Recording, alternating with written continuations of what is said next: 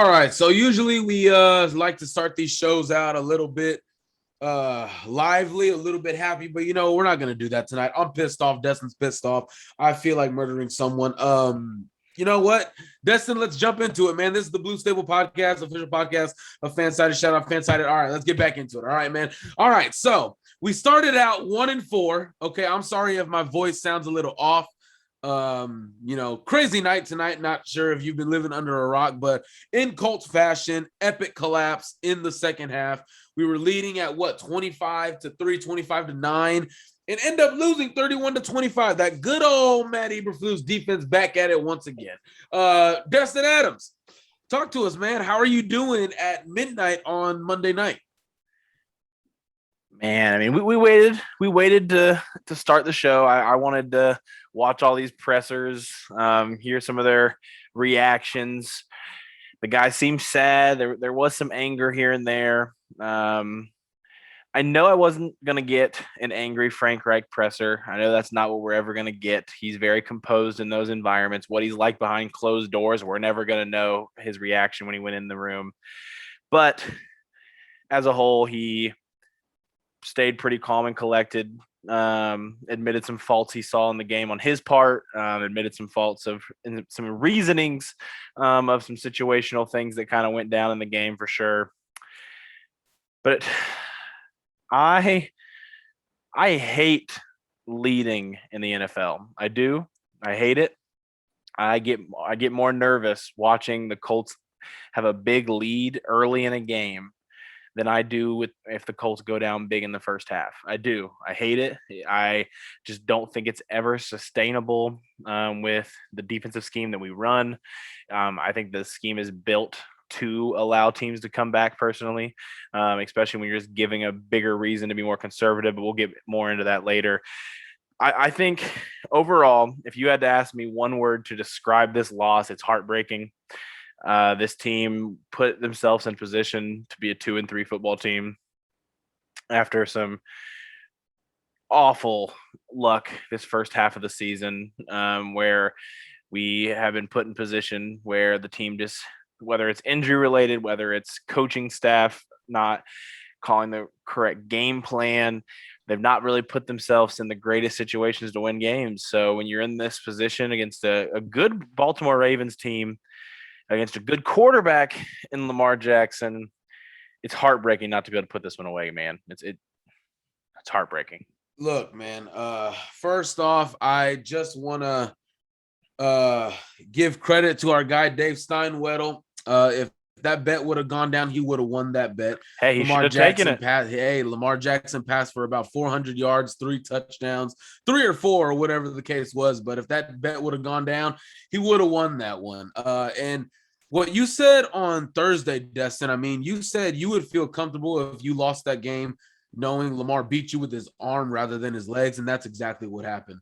I think the Colts did an okay job of containing Lamar Jackson. There were a couple of points in this game where you could just sit in on your couch and know what was coming. By the way, this defense lined up. I mean, everybody was in man-to-man. They were showing blitz, leaving the middle of the field wide open on so many third downs. And easy, I mean the most easiest throws Lamar ever has to make in his life, to literally a 5-yard slant to a wide open player. We'll get into this stuff more, guys, but the Colts are 1-4. It's time to hit the panic button. Me personally, I'm not saying that as an overreaction. I did say before the Miami game, if we went 0-2, it's time to hit it. Even if we went 1-1, it's time to hit it. Especially the way we lost this game. Emotions are high. How is this team going to respond? We still got a good San Francisco team in the next couple of weeks. You would think we can handle Houston, but after what they just did to the Patriots, who knows? I mean, maybe the Patriots aren't even that good either. But we definitely got to talk about this game here tonight, man. But before we do that, Destiny, you got a special message for us? Before we get into the good, the bad, and the ugly from this loss tonight, This next subject, this next topic is brought to you guys by One Call Technology. One Call Technology is a managed telecom service provider whose senior staff has 100+ years of experience in virtually every aspect of business communications, business phone system installation and services, managed telecom service provider, telecom carrier management, and high-speed internet. Head on over to One Call's website at www.onecalltech.com or give them a call at 888-585-8850 and tell them the Blue Stable sent you. Just to comment a little bit on the panic button idea, though, I don't know. I don't know if I'd call myself an optimist. I don't know if that's a word I would put me in category wise. But I am not in that area of hitting a panic button. This loss sucked. How teams respond to these kind of losses, I will tell you. If I hit the panic button after I see how they respond to this, I guess. But the position that I'm in, from what I've seen from Tennessee, I'm not scared of the Titans. I'm not in the AFC South race. I do think the way to the playoffs in the AFC South right now is winning the division. It's not looking for that wild card. So do you think this is a 2020 NFC East situation we're in? I don't know if I go that bad. I don't know if the records of I still think the team that wins the AFC South is going to be a 10-win football team at the very minimum.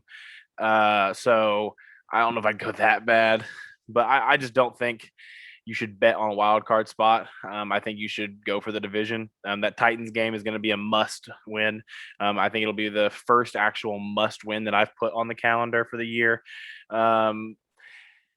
But the panic button to me, I mean, if the schedule wasn't going to get considerably easier from here on out, I mean, we'll see what this 49er game looks like. It's going to be in prime time in a couple of weeks, and we don't know what the quarterback situation is going to be like there. But we'll see what that looks like. But I'm not ready to hit the panic button, I guess. I mean, I'm mad. Don't get me wrong. I've spent the last few hours just fuming a little bit, but I'm not ready to hit the panic button. I don't know why. I just have some sense of optimism from watching today's game. The offensive line play today, we're going to get into all these reasons of the good, the bad, and the ugly here. But I did see some signs of life from areas on this team that we hadn't seen throughout the first part of the season here. But I'll let you take over. Hey, look. You definitely highlighted it. And the first thing that's good that we're going to jump into is Carson Wentz. He probably easily had the best game of the year tonight. Some will say the best game of his career. In terms of yards, 402 yards, a 128.5 rating as a quarterback, definitely high. I still think there's some struggles with him pre-snap that I've highlighted before.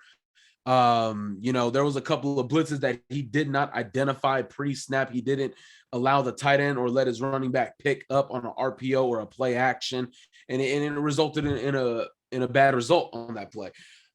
But Carson Wentz definitely had. I'm not even going to mention that stuff. Well, I'm already mentioning it, but I'm not even going to dig into that. He missed maybe a couple throws, but going 25 of 35 is very efficient. 402 yards. I mean, Carson Wentz was good tonight. Am I going to put on Carson Wentz? He was very good.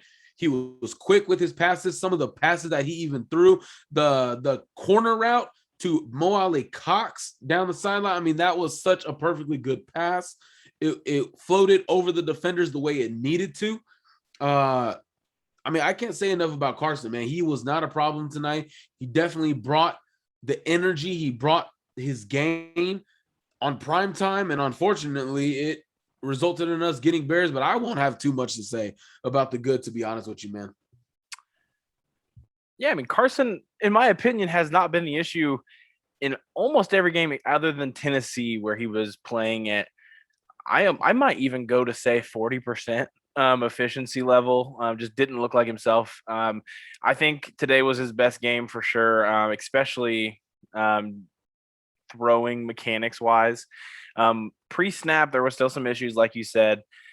But he put this team in position to win. That was the issue going into the season. We didn't know what we were going to see from Carson. Was he going to take away from this offense? Was he going to add to this offense? I think he's added. Carson Wentz today, who, and you could probably make the argument he's still around that 75% health wise with these ankles, threw for 402 yards, 2 touchdowns, had 1 fumble loss after just an awful rep by Eric Fisher on a blindside sack. I mean, I don't know what we expected him to do. He went 10 for 10 on throws beyond 10 yards. Everyone's been complaining about the big play capability of this offense. Carson Wentz showed today that he can do it, and he's willing to do it. Frank Reich pulled it out of his bag and said he's willing to let this team go downfield, and it worked today. Now, was the deep touchdown to Pittman a bad throw? Yes. Probably. It was a double coverage. We're gonna get into Pittman a little bit later, who is gonna end up getting that "you got mossed" award for the week, I'm sure, after the touchdown, especially after that catch. But Carson put this team in position to win. Carson went toe-to-toe with Lamar Jackson on Lamar Jackson's best throwing night ever. I don't think that's a hot take. I think that's just plain as day that he was able to have that. Carson went toe-to-toe with him, 25 for 35. He took 2 sacks. I think there were times that the offensive line let him down a little bit where there could have been more, and he got out of those plays and used his legs that are still not at 100%.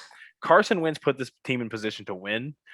So if you leave this game and you don't believe he deserves to be in the good category from this one, I just don't know what to tell you. And Carson Wentz was good tonight, but you know who else was good? Especially if you're in fantasy, Jonathan Taylor. 15 carries, 53 yards, 3 receptions, 116 receiving yards, 2 touchdowns, 1 in receiving and rushing. I mean, that play on the first drive of the game, that breakaway speed, Jonathan Taylor definitely had a great game. Production wise, that's obviously what you want. I mean, we've been saying we need players, we need game-changing players. Well, you have one, and he put that on display. There were a couple of runs, I will say. I can't remember. Oh man, everything happened so quick in a flash, but I do remember, I believe it was like a 2nd and 4. He picked up the 4 yards, but he completely ignored to the right. He could have bounced it outside and picked up maybe 10 or more yards. It was wide open. It was completely wide open. But other than that, Jonathan Taylor had one hell of a game. Receiving, pass blocking, especially. He picked up a few good blocks on blitzes here and there. So again, not much to say from me. Jonathan Taylor balled out. Maybe you could say, oh, why didn't he get more touches? Well, Baltimore was kind of clamping down on a couple of plays. So you're not just going to all out just go to the run, especially with the way this receiving core was in motion. Carson Wentz was throwing the football. Again, what's the word I'm looking for? No complaints for me on the offensive side of the ball. Destin, where are you at with Jonathan Taylor? Yeah, some people argue because Jonathan Taylor didn't average 4 a carry that he doesn't deserve to be in this. But, man, dude is a weapon. When he took that screen to the house on 3rd and 15, I don't remember a time that the Colts picked up a 3rd and long like that in a long time. I commented last week on how Tennessee's probably one of the best 3rd and long offenses in football, because it's ridiculous how often I see them pick up these 3rd and longs. So for him to not only take the screen like that, but split the defenders like he did and just go straight to the house, the dude's a playmaker. The only reason he ends up being under 4 a carry on the day, to be honest, is because they stacked the box heavy on those last couple of drives to try to keep the Colts from running the clock out and force field goals, which obviously didn't end up well for the offense in those moments. But Taylor's a weapon, man. He killed it out there tonight. He's a special type of back, even if it's not just running the ball. He came into the league with people saying he was going to be a liability in the pass game. And from the moment he stepped on the field in the pros, he's been utilized there. His coaches haven't seen that, and they use him when they can.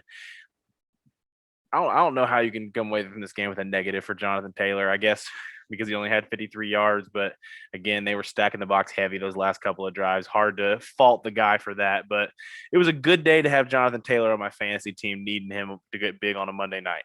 Oh yeah, hey, yeah, you had Taylor and Pittman, right? You got about And 50 so points. this is the opposite way too, but I needed 67 points from Andrews, Pittman, and Taylor. Oh my gosh. Let's just say I won. Yeah, you won that. You won that. And that is good that you highlighted Jonathan Taylor. A lot of people questioned his pass catching abilities. I even remembered in the lead up to the draft, especially at the combine, there was a big news about Jonathan Taylor having to show and prove that he can pass catch in those drills that were at the combine. I remember that, sitting down and watching it. But moving on here, of course, I'm happy about this. I said it in the game. Get the ball to Pittman, and what do you know? When you get the ball to him, good things happen. What was it? The first drive of the second half, Carson Wentz lets it rip downfield. Michael Pittman jumps over two defenders and just takes it to the house. Takes it to the house. 6 receptions, 89 yards for a touchdown. He definitely helped me win my fantasy league. I mean, I only needed like 0.8 points. I ended up getting 20.81. So, hey, it was never really a game to begin with. But shout out, Lucas. Good game to you. Look, man, I keep saying it. I feel like I sound funny because of how my voice is, but I'm going to keep praising it, man.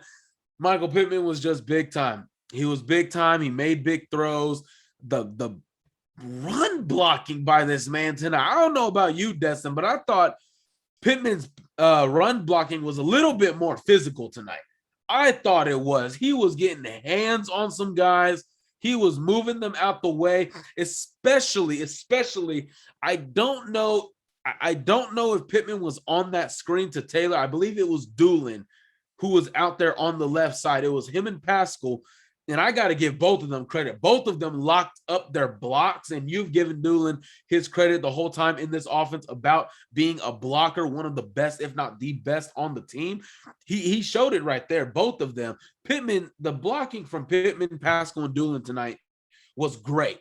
This receiving core is starting to get into a groove. They're starting to get that momentum, that confidence going, especially tonight. But man, Michael Pittman is the story. He's the guy. He's the man. Of course, I've been saying it. Get the ball to him. I'm glad to say it, but on a night like this, I can't be happy about it.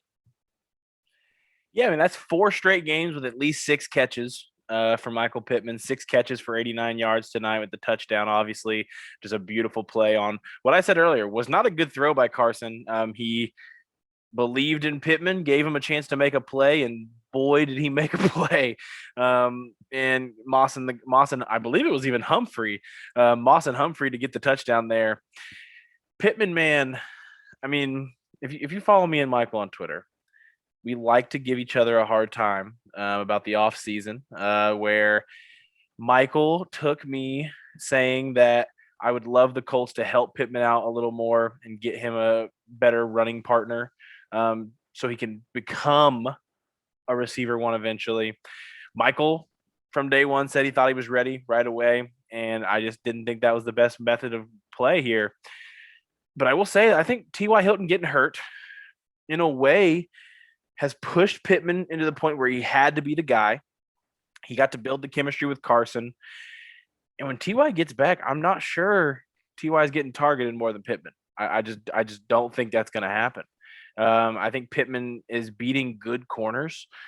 He's winning reps against good corners that I don't think coming into those matchups would have believed that he was going to come up big in.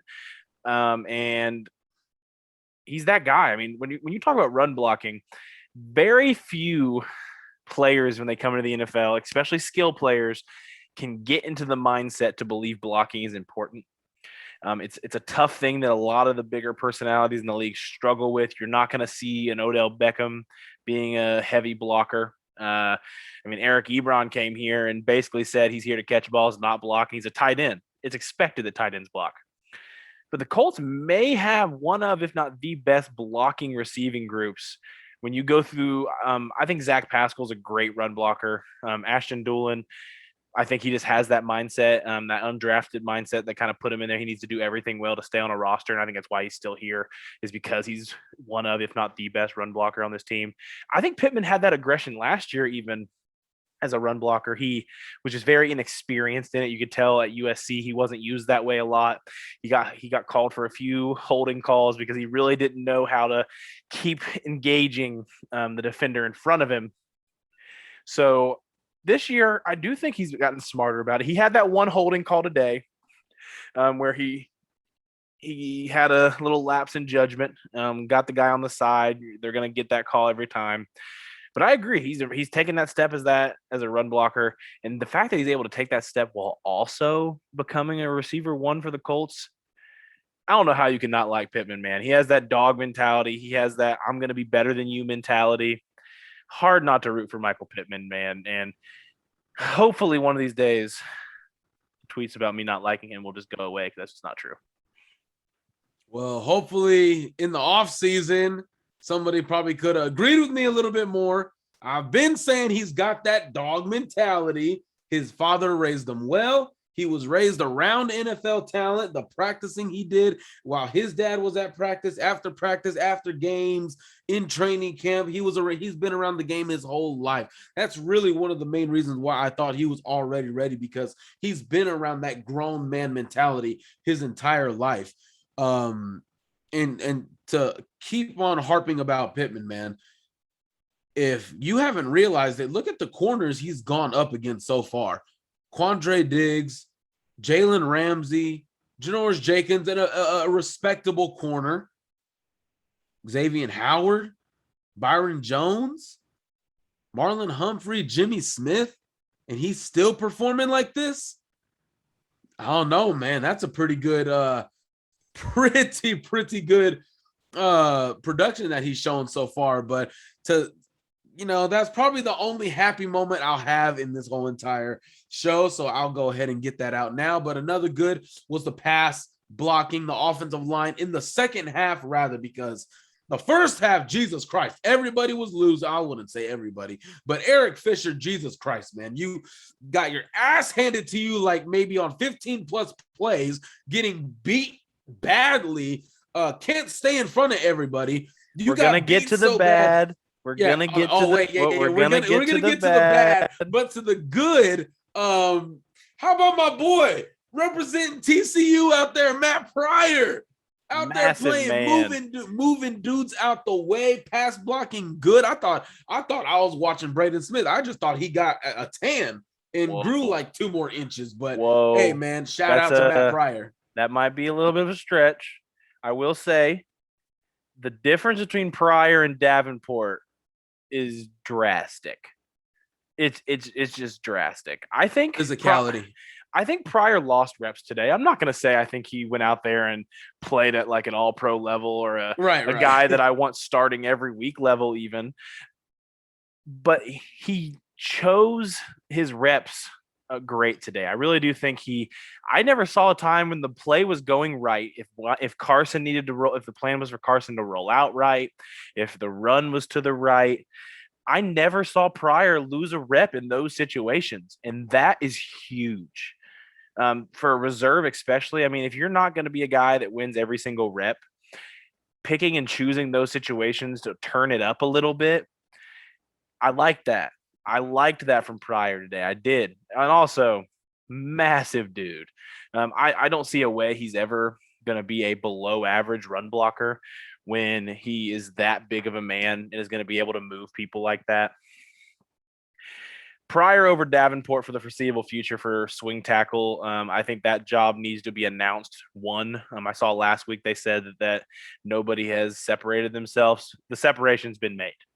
That's done. Cut the story. I don't want to hear it. That's Pryor's job until Braden Smith's healthy, and then Pryor is the first to get in if left tackle or right tackle snaps are needed. Plain and simple. Shut the book. I don't care. Now, to the other reserve that's playing right now, who's pretty much been playing at a starter level since he came in, Chris Reed, man. This dude moves people. I love his run blocking. I think his pass blocking's in the average to above average category, but he is an above average to great run blocker. I like Lewinsky, I do, but Chris Reed makes me want. I don't want him to leave the field when Quentin Nelson gets back. I've been against Quentin Nelson going to play tackle, but is that what needs to happen for Chris Reed? I want the best five out there, man. I want the best five out there. I don't care what has to happen. Hey, man. We keep talking about, Ballard hasn't done enough to protect Wentz. Well, signing Reed, going and trading literally what? After the 53-man cuts were made or before? I can't remember. Right before. Right before, like literally a day or two before 53-man cuts were made, he goes out and trades. He attempted and he wanted this player. He went and got him. Now they put on these good performance on Monday Night Football. Stop saying Chris Ballard isn't doing enough, first off. But yeah, that's really all I have to harp on. Ryan Kelly had a much better game than the last four, in my opinion, going up against freaking Calais Campbell and those boys up front. I thought he played pretty good. He still nicked up a little bit. He was down for a little bit, came back in the game. Of course, I don't think he even missed any offensive reps, to be honest with you. So moving on to unfortunately the bad. We're getting into the bad. We have some good. Oh wait, yes. We're not going to talk about this too long, but Isaiah Rodgers and Julian Blackmon on the defensive side. I'm sorry, guys. I'm looking ahead already. Julian Blackmon, Isaiah Rodgers. Now, I will say this. When I saw Isaiah Rodgers go down the way that he did on the sideline, I thought it was an Achilles, man. I thought it was the way he just fell down. He suddenly fell down after making a tackle, stood up and just fell down. I thought the worst had happened, but thankfully it didn't. I think, again, he was on prime time. He was starting. I thought he kept outside leverage pretty good on the boundaries. Of course, when he went out, when he was getting stretched out, when he did get cramps, I definitely thought that his presence was missed, especially that speed on the outside. But definitely a game by him. The tackling is improving by the game, by the play. Hell, just by the play, his tackling is improving. Julian Blackmon coming downhill, nailing dudes. Technically, here's my big thing as a defender. If you come down, and who was it that Julian Blackmon came down and just nailed? I believe Sammy Watkins, right? Sammy Watkins. That was the play he ends up getting hurt on. Yeah. He came down and nailed him, but he didn't even go down. So I don't even consider that a hit. You just basically just threw yourself at him for no reason, in my opinion. As a former defensive player, you got to bring him down. But it ended up being a positive because when he hits him, that's a first down. Watkins stays up after getting thrown back about 4 or 5 yards. I want to say the tackle ends up getting made. I don't even know who it was on the play. I'm not going to lie. Who ends up bringing him down afterwards? I want to say it was Bobby Okereke. I think it was Bobby and Xavier Rhodes. Yeah. So the tackle ends up being made, and that ends up being a third down instead of a first down.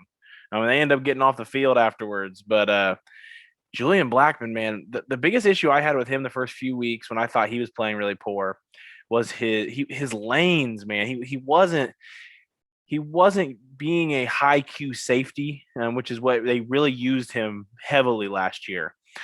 He wasn't making the right reads. He was coming down and just making the wrong read over and over and over again. Today, I feel like he was in the right place pretty much the entire game. And that's huge. That's huge for the defense. That's huge for Blackmon as a young safety in the NFL. He just needs to keep improving on that area. But I do think he was a positive for the defensive side of the ball today. Man, I think the biggest thing for him is that he was able to correct some of the mistakes he had earlier in the year. He was able to figure it out. He was able to improve his tackling lanes where he really struggled early on this year. He really struggled. I think it was his biggest con throughout this first part of the season. And I think he came out today and he played really well. I think he was a bright spot for this defense today. And I think it was a bright spot for him going forward. Hopefully we see him do it at a more consistent rate. But I definitely would say Isaiah Rodgers and Julian Blackmon today were a bright side on the defensive side of the ball. Before we even get to the defensive side of the ball, now officially we're moving into the bad category. We wanted to start off the show a little bit, nice and, happiness, sunshine and rainbows. Well, now here comes everything bad that happened tonight. Okay, so first off, settling for field goals and a 3rd and 11 play call. Now, I don't have a problem with settling for field. I really don't. If I remember correctly, we didn't face any 4th and shorts, which is what led to these field goals, in my opinion. Definitely getting the field goal before halftime. Frank Reich was playing to win right there. I can't exactly remember which drive it was. I think it was the second to last drive where it was like a 4th and 11. Frank Reich called a play. I can't remember who it was to. I literally just can't. I think it was to Paris Campbell. They converted it on 4th and 11. It was big time. So, Destin, I'm actually going to hear from you on this one, man. What was bad about this?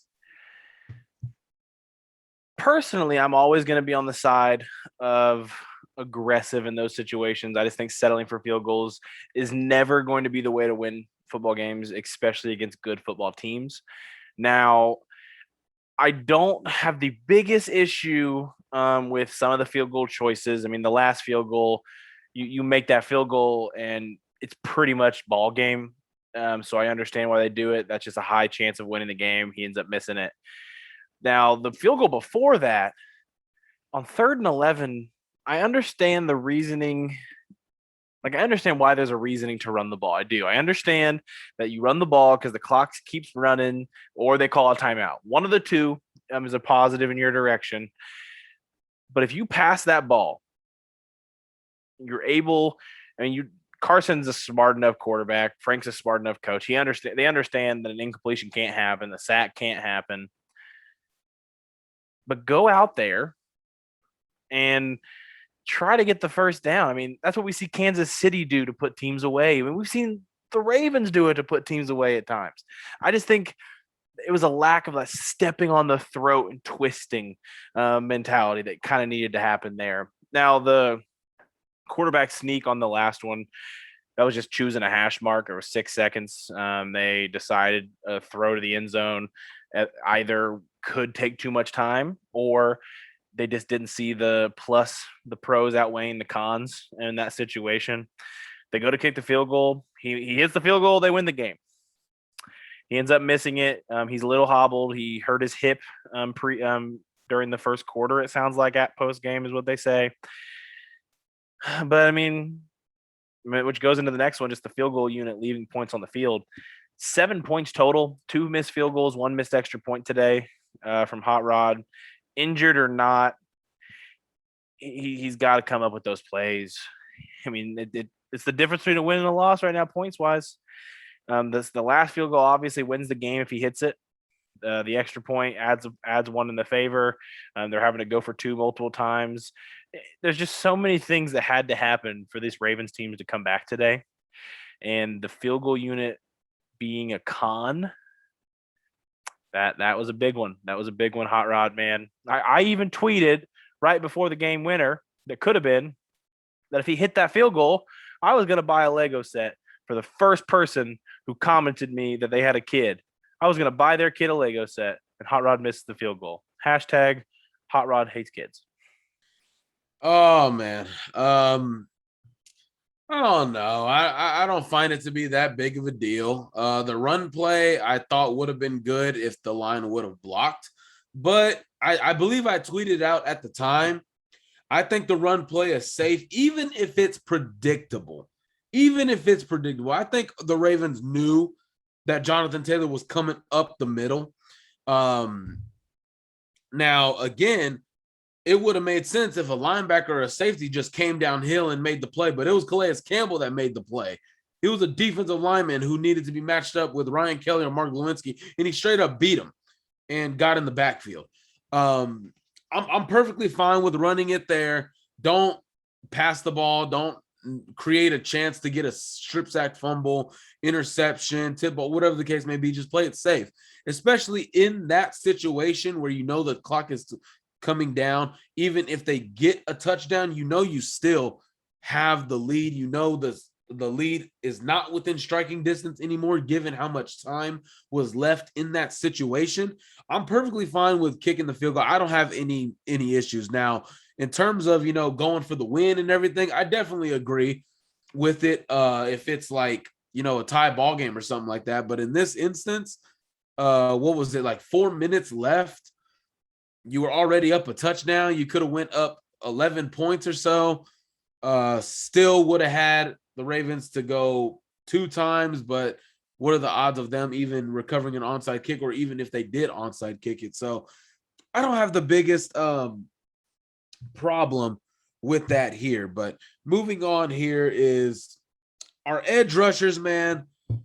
Still not getting much pressure on Lamar Jackson or the quarterback position. Now, let me just say this, guys. No, it is not because Kwity Paye is out.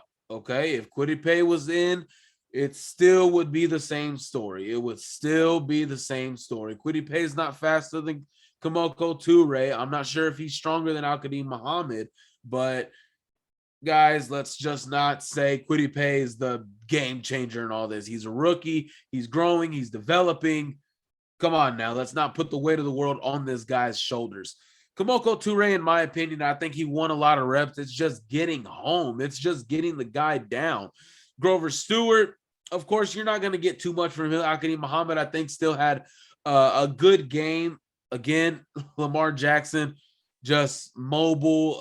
His presence for the pocket is getting better. DeForest Buckner, he's going to get double teamed, triple teamed almost every drop back. So you're not going to get anything from him. Tyquan Lewis had a good game. He had 2 sacks. Well, he probably ends up with 1.5. Probably, yeah. I think he split one with Al-Qadim Muhammad, right? Yeah. Right. Okay, so Tyquan Lewis did have a good game. I like the new neck brace that he had, bringing back the old 1990s look. I like the new neck brace that he had.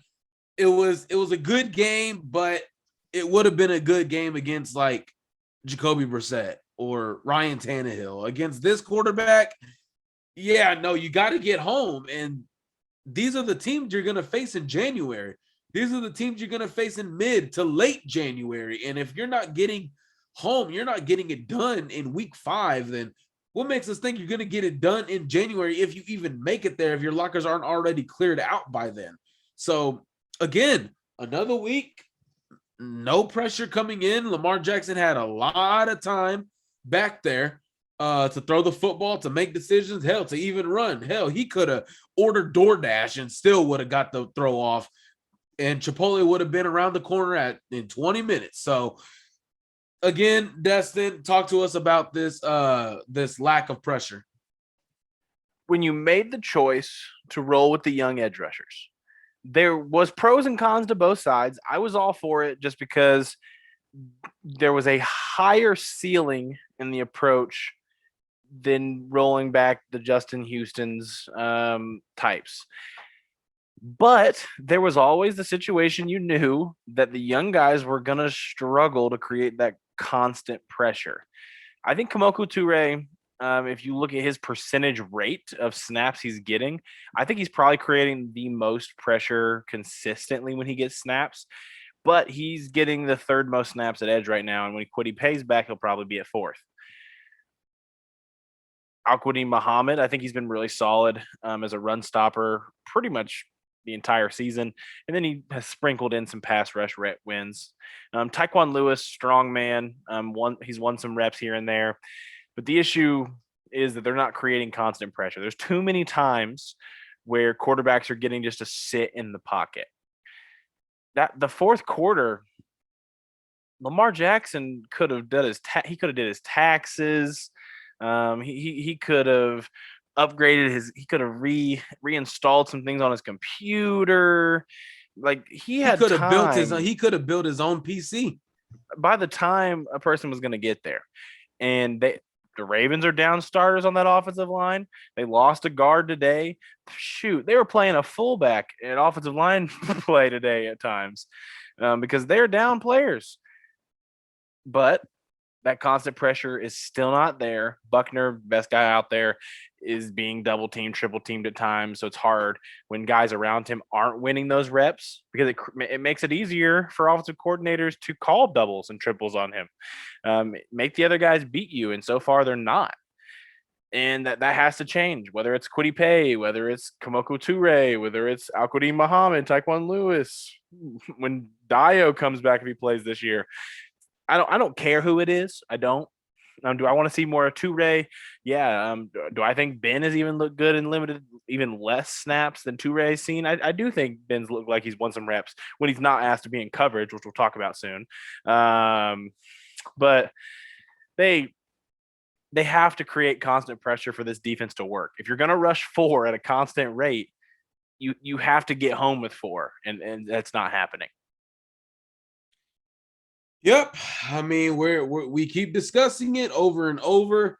The pass rush was one of my biggest, if not the biggest question I had coming into the season. It's costing us in a couple of games in some situations and situational football. Another the bad topic is Eric Fisher in the first half. Good Lord. He got beat so bad by Odafe Owe. If you don't know who he is, not familiar with him, he was known as Jason Owe out of this year's draft out of Penn State. He is Odafe Owe now. He got beat so bad off the line that he started calling for offsides. And I went back and watched it a couple of times. He was not offsides. He really wasn't. Even fans on Twitter were calling him offsides. No, he was not. His timing and his speed was just rock solid. I mean, we saw his athletic traits at Penn State. The athletic traits don't necessarily, I guess you could say, not surprise you and me, Destin, but the timing, the moves he's developed since he's gotten into the NFL, which has only been 5 months, he's definitely coming along. So Eric Fisher getting just pistol whipped. He can't stay in front of his guy. Carson Wentz was getting pressured a lot.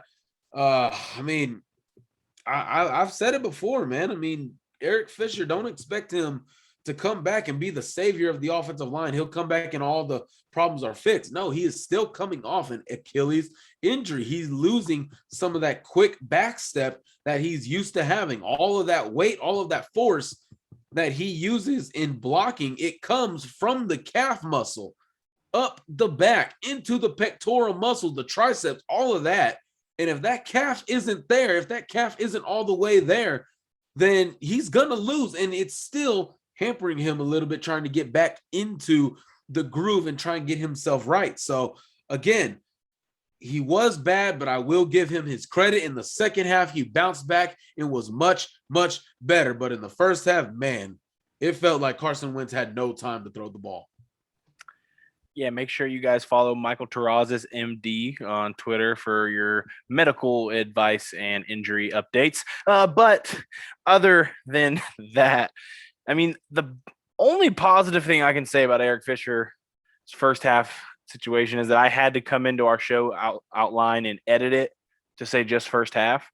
And we're past the good, so I'll be very quick on it, but he improved. He did. He was able to step up in the second half, and that's really the best thing I can say about him all day is that he improved his play. But man, the first half, that, like you said on that snap, people were calling for an offsides. I watched it over and over again. No chance.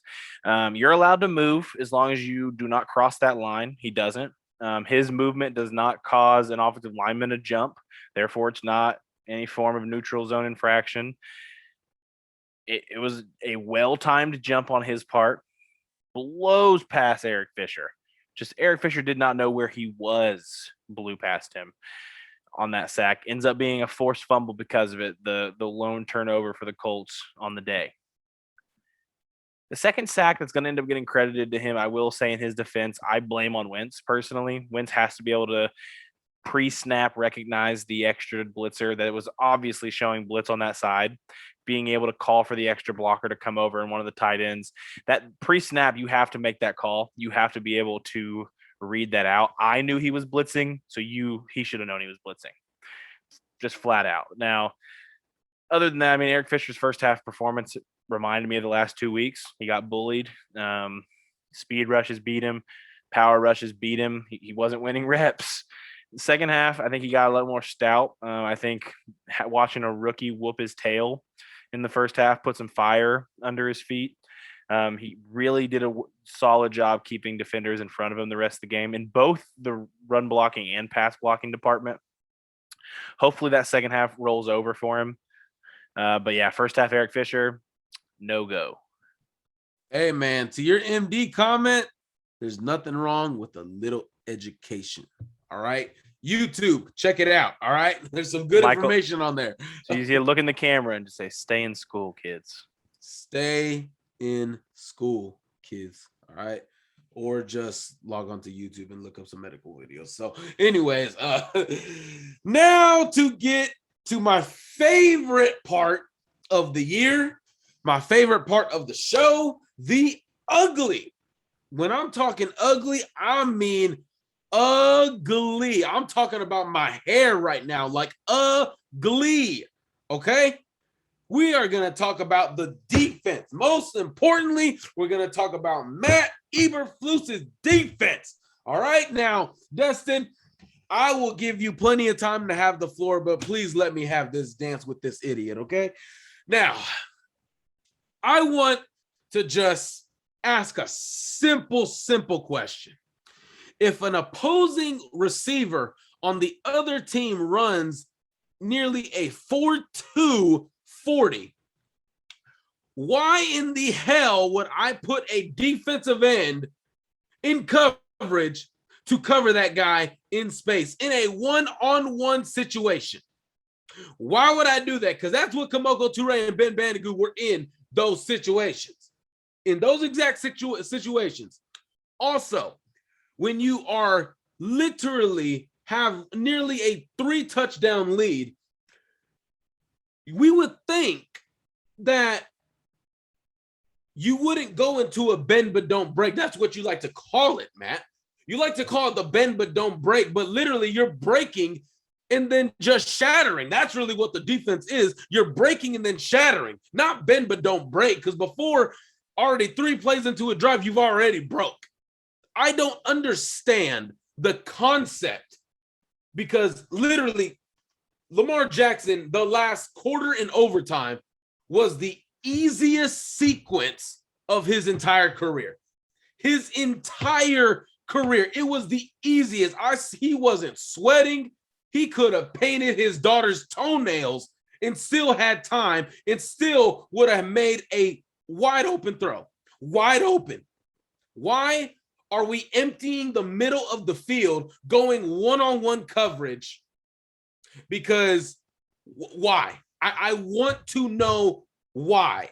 They were in cover 3. They were in quarters in some situations. But here's the thing. Even though those are different coverages, it's still the same concept that these players are asked to do. Allow everything in front. When you have a 3-touchdown lead, you don't allow anything.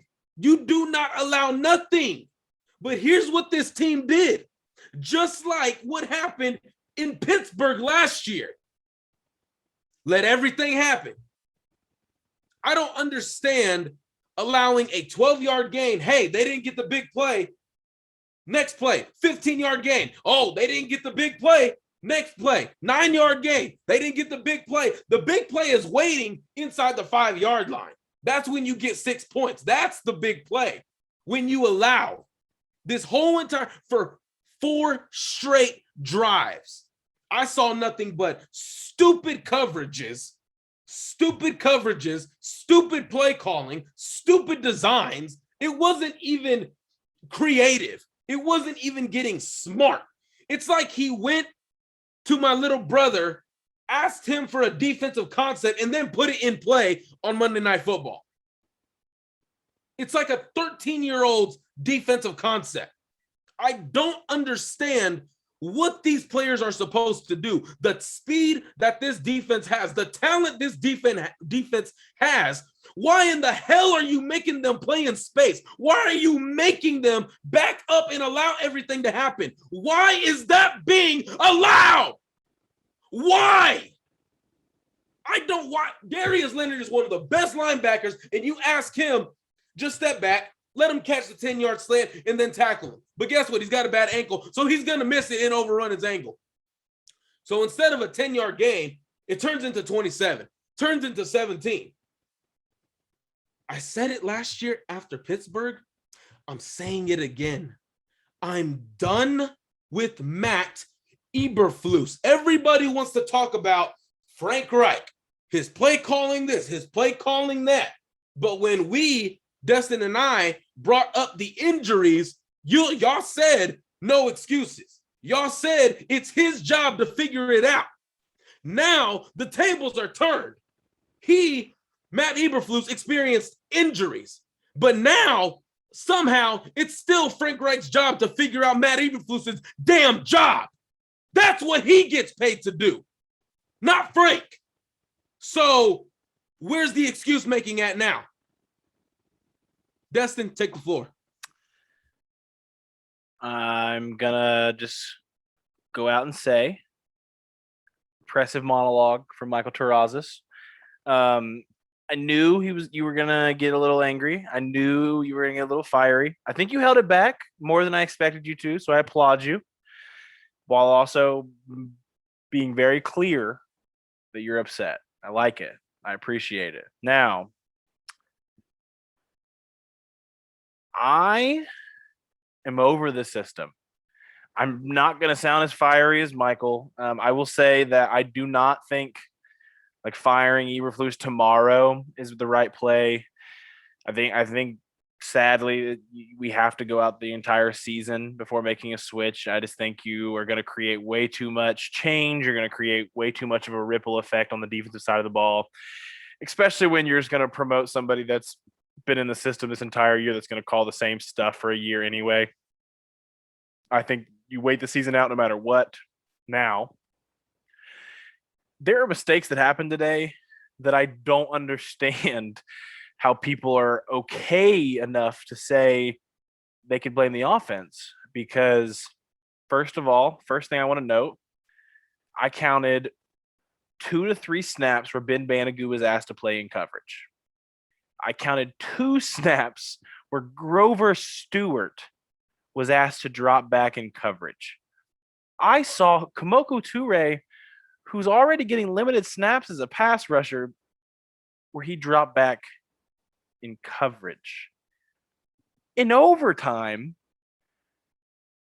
where if they score, you lose, Al-Qadim Muhammad, who is a power rusher, was asked to drop back in coverage.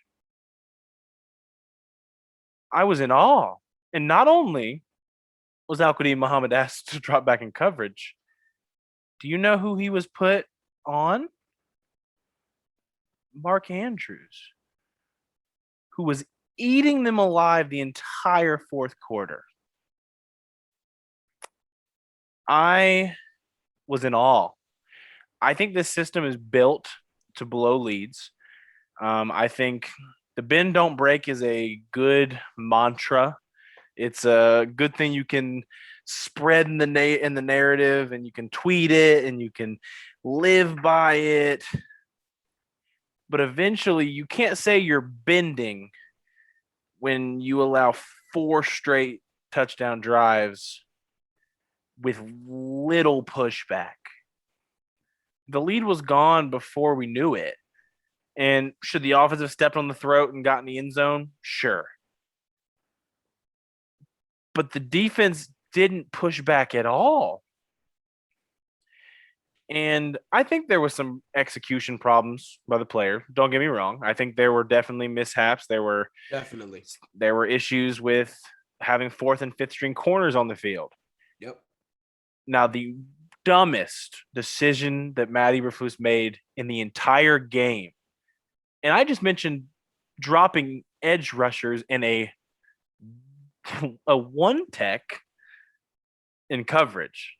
The dumbest thing Matt Eberflus did in the entire game was we had Bo Pete Keys in coverage tonight. And it's all good and dandy to blame having fourth and fifth string corners on the field. That sucks. It's going to be hard to withstand. I get it. Matt Eberflus put him on an island with Malcolm Brown. You mean Marquise Brown? Marquise Brown. I apologize. Marquise Brown. Okay. Marquise Brown. Put him on an island. One-on-one. This is your assignment. Wasn't he in press man too? Yes. Jesus. And I was in awe of that decision, and I get it. Make the excuse that fourth and fifth string corners on the field. That sucks. That's awful. But when you make the decision to not call your defensive scheme plays to show that you have those problems on the field and to try to help it, but instead you ask a guy to do something that was near impossible for him to do when he's not played the entire snap this game, basically. That's poor game management. That's just irresponsible coaching.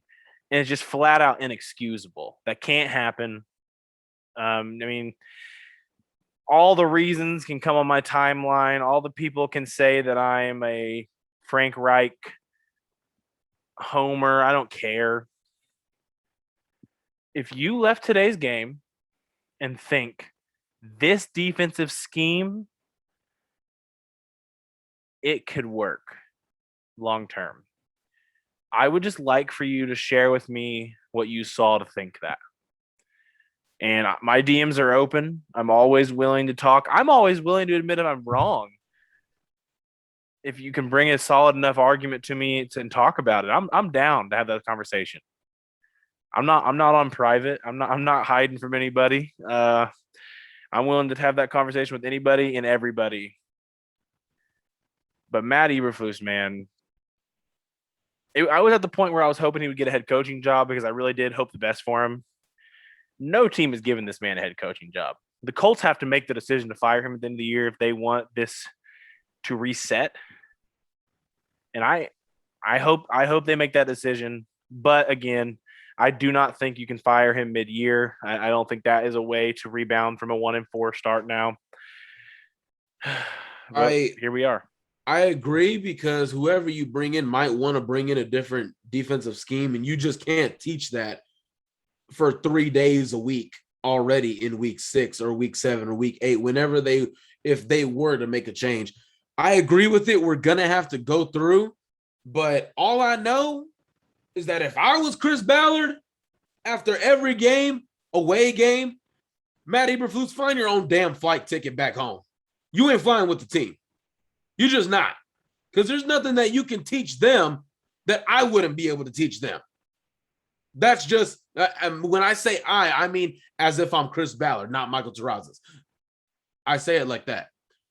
And to Destin's point, when Bo Peep Keys was out there was no attempt at adjustments. There was no attempt to disguise coverage, because in this scheme, you can't disguise a coverage.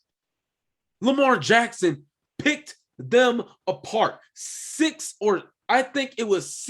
to 20 wide open passes in fourth quarter or overtime. Wide open. Is that Frank Reich's fault?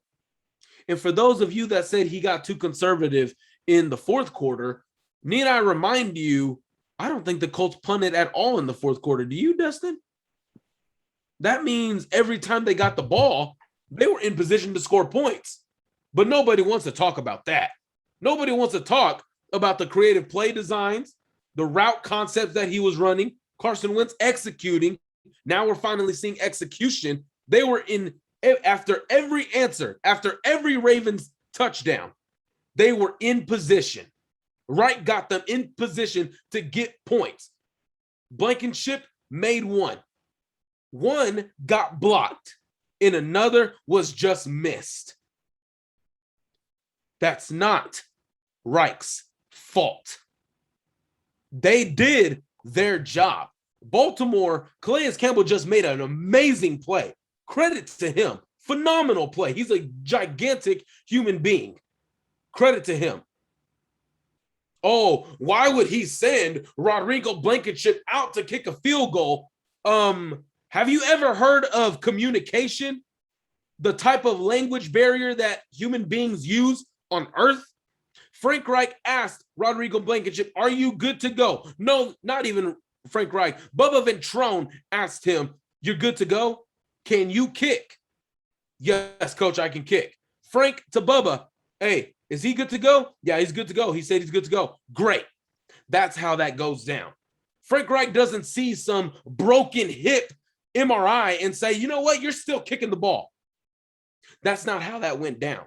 So miss me with all the "I blame Reich." No, this offense was in position to answer every touchdown Matt Eberflus's defense allowed. They came back and responded, especially that gutsy throw Carson Wentz made on the last drive on 4th and 11 to get that first down. That was insane.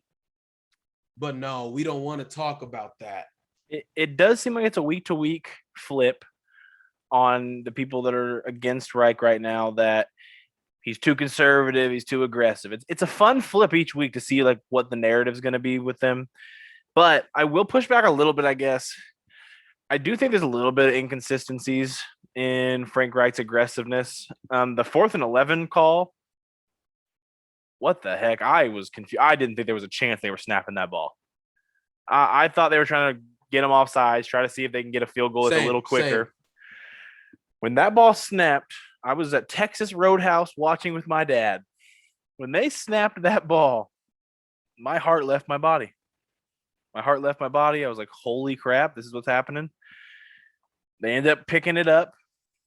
And then Rigo comes up to kick a field goal from 42 yards. And I don't know what's going on. I think Hot Rod's having a Paul Pierce moment. He's in the locker room, dropping a number 2. I don't know what to believe what's going on. He ends up coming out and kicking it, and they go up 10-3 at the half. But the 3rd and 11 call, man, I just wish I keep going back to it in my head. I think Frank Reich had some mistakes in this game.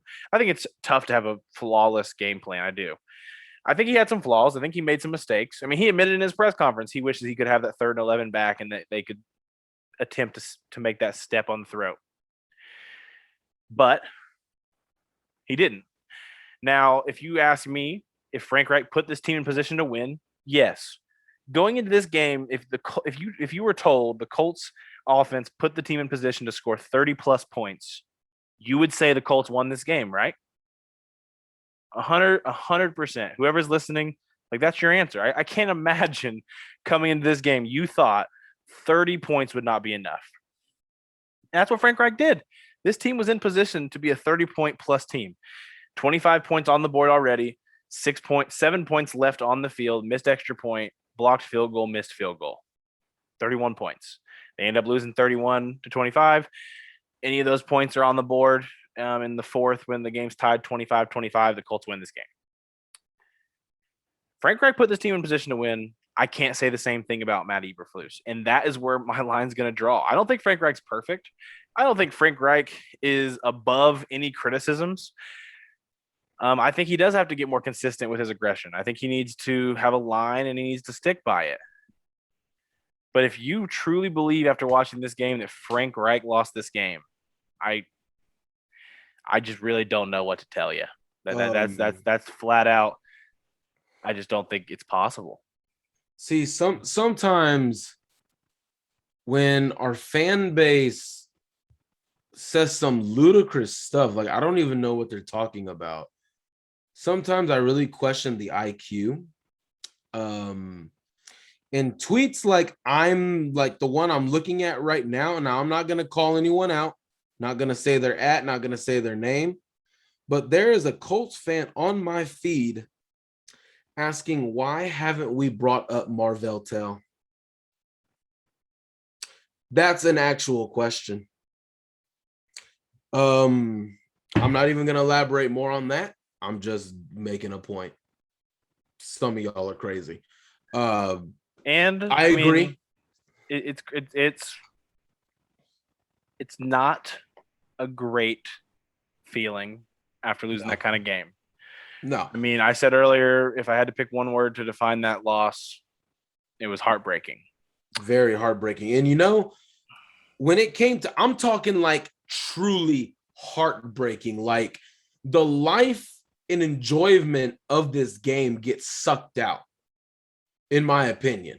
Now, I can't speak for you, but that's almost like how it was for me. Now, of course, I'll continue to watch this team. Technically, it's like my job, but I still love this team. The last time I felt like this, where I was hyped for this game, I was into this game, and my heart just got ripped out of my chest. The last time I felt about this way was 2018 when TCU dropped that game against Ohio State. They were going to win that game, and too many mistakes. I was into that game, and I never felt the same in that 2018 year after that game. This game, I feel like it's almost similar. Like the fandom in me got ripped out.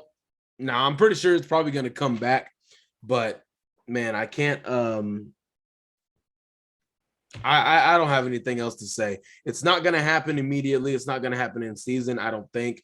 But as soon as this season ends, whether if it's in the playoffs or week 18, Eberflus needs to be given his ticket out of town. He needs to go. I'm tired of it. I'm tired. The personnel on this defense is too good, too physical, too fast to be asked to play this pathetic scheme. So that's all I have for this this good, bad, and the ugly. Before we get out of here, Dustin Adams has a special announcement that he wants to announce to all you guys out there. Yeah, I mean, this has been I think if we had to choose how this episode has been, I mean, it's not been an upbeat one. It's been a little depressing. Bad loss. It's hard to end on a good note, but that's what we're going to try to do here, guys. We have 2 tickets to the upcoming home game of the Colts versus the Texans. We have 2 tickets to give away to a lucky Colts fan. And this is how you're going to do it. If you want to enter for a chance for these tickets that we will look to give away, we're going to try to give these away probably by Thursday at the latest. I want you guys to DM the official at the blue_stable account, DM the word heartbreaker, as well as screenshot proof that you have subscribed to the pod wherever you're listening to podcasts, and subscribe on our YouTube channel, please, and send proof of that, and you'll be entered to win those tickets. We'll announce the winner by Thursday at the latest, and one of you will be walking away with 2 tickets to the Texans game, where hopefully the Colts are able to rebound after this loss. Because how you respond to these kind of losses mean a lot to you as who you are as a football team, and kind of just who you are as a man sometimes, character-wise. You got to be able to take these losses and improve. So we really hope that whoever gets these tickets is able going to see a Colts win next week. But DM the code word heartbreaker to at the blue_stable with a screenshot proving that you've subscribed to the podcast and the YouTube, and you're entered to win, guys. Man, get those tickets real quick. I wouldn't even blame you if you don't want to see this team. I wouldn't blame you, but get those tickets immediately. You are speaking some facts when you put your phone down for an hour and come back to 102 Twitter notifications. That's crazy. So I got to look through these, probably put some people in check. But other than that, please subscribe on YouTube, Apple Podcasts, Spotify Podcasts, wherever you listen to this show. Thank you for listening to our moping, our groaning, our anger on this show, guys. I hope we are feeling the same way, sharing the same emotion. Hope we said some things for you guys today. Shout out to Rashad. He's going to be back with us later this week. Couldn't record tonight though, but we said a lot for you. I know that. Again, guys, shout out Blue Stable, official Colts podcast of Fansided. Thank you again. We will see you next week.